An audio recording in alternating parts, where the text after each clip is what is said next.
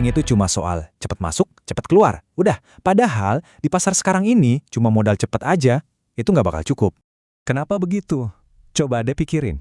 Arena trading kita sekarang ini itu didominasi sama institusi raksasa dan algoritma HFT, High Frequency Trading, yang eksekusinya, ya ampun, hitungan mikrodetik. Kecepatan kita sebagai trader retail nggak akan pernah bisa sama sekali nyaingin infrastruktur mereka yang jutaan dolar itu. Jadi kalau kita coba ngadu cepat sama mereka, ya itu sama aja cari kalah.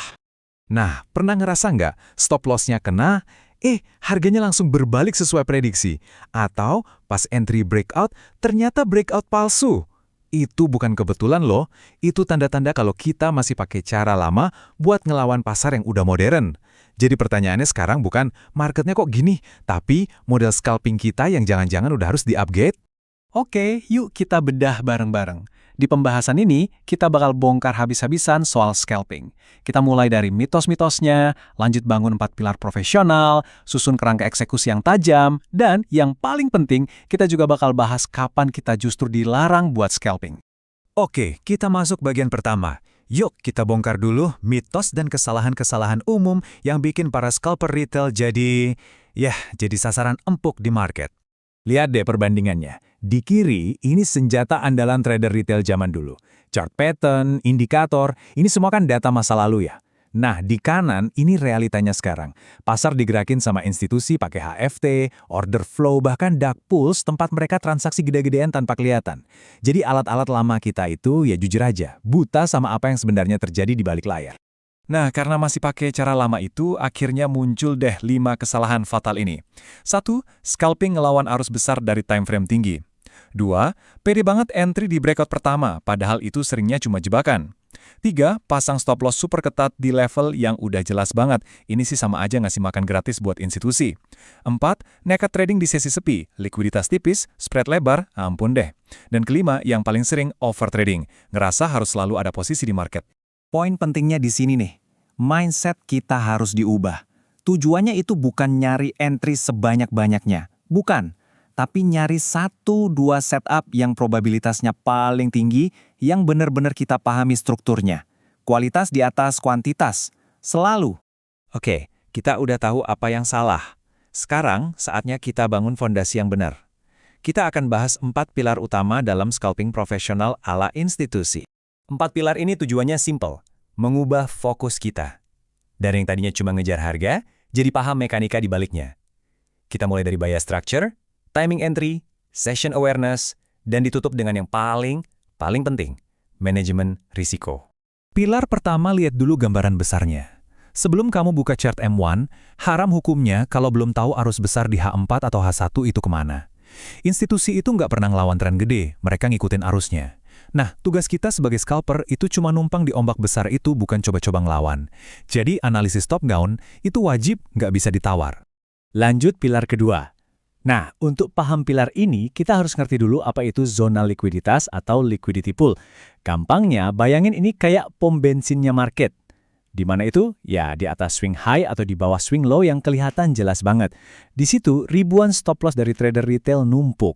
Dan kolam inilah yang jadi incaran utama para big boys. Terus kenapa diincar?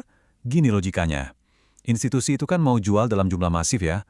Buat jual, mereka butuh pembeli. Siapa pembeli paling gampang? Ya orang-orang yang posisi shortnya kena stop loss kan? Makanya mereka sengaja dorong harga ngelewatin resisten cuma buat nyambar stop loss itu. Begitu likuiditasnya kesedot, baru deh mereka banting harga ke arah tujuan mereka sebenarnya. Jadi ini bukan pergerakan acak ya, ini manuver yang direncanain. Terus, gimana cara bedainnya antara breakout beneran sama jebakan likuiditas? Gampang. Kalau breakout asli, volumenya itu naik terus dan harganya lanjut terus, kuat. Sebaliknya, kalau cuma liquidity grab, volumenya cuma lonjak sesaat terus mati, nggak ada tenaga lanjutannya, dan harganya langsung dibanting balik dengan cepat. Nah, ini kriteria jelas biar kita nggak kejebak lagi. Pilar ketiga, ini soal waktu. Trading itu bukan 24 jam non-stop. Scalper pro itu mainnya di waktu-waktu tertentu aja. Kapan? Pas volume institusi lagi banjir-banjirnya. Fokus aja di beberapa jam setelah London Open dan New York Open. Apalagi pas keduanya tumpang tindih atau overlap. Disitulah momen emasnya, likuiditas tebal, spread tipis, pergerakan bersih. Di luar jam itu, Udah deh, kamu cuma berantem sama noise doang. Dan pilar keempat yang paling krusial, risk management. Aturan mainnya simple. Tiap trade, risiko maksimal itu cuma 0,5–1%. Titik.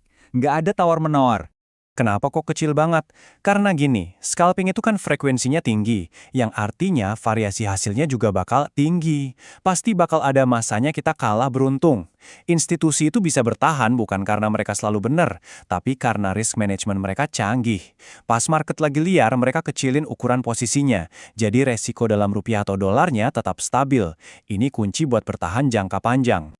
Oke, 4 pilar fondasinya udah kita pasang. Sekarang, yuk kita rangkai semuanya jadi sebuah framework eksekusi yang jelas, langkah demi langkah.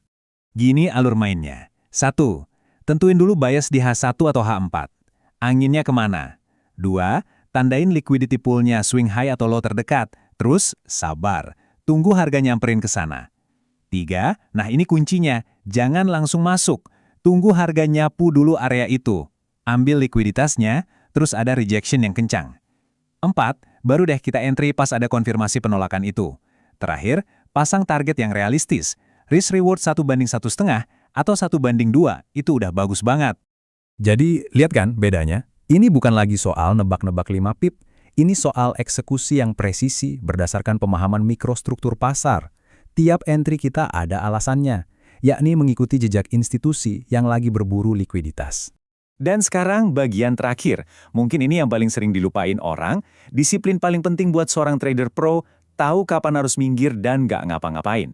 Ada 4 lampu merah di mana kamu haram hukumnya buat scalping. Pertama, sebelum ada berita penting, high impact news. Itu judi, bukan trading. Kedua, pas spread broker tiba-tiba melebar, itu tandanya market lagi kering. Ketiga, pas market lagi diem banget, geraknya sempit kompresi, itu biasanya lagi ngumpulin tenaga buat ledakan gede yang kita nggak tahu arahnya. Dan yang paling penting, pas emosi kita lagi nggak stabil. Ingat, market itu besok masih ada, modal kita belum tentu. Coba deh tanya ke diri sendiri, kita ini beneran memanage resiko atau cuma berharap market bakal baik sama kita? Profesional itu hidup dari memanage resiko, amatir hidup dari harapan. Jadi, inilah intinya. Scalping yang benar itu bukan soal jadi yang paling cepat, lupakan itu. Tapi soal jadi yang paling sinkron. Sinkron sama aliran likuiditasnya. Disitulah edge kita yang sebenarnya. Kalau kamu mau scalping pakai struktur, bukan cuma nekat-nekatan di M1, pastiin kamu subscribe Zona Profit AI. Sampai jumpa di pembahasan berikutnya.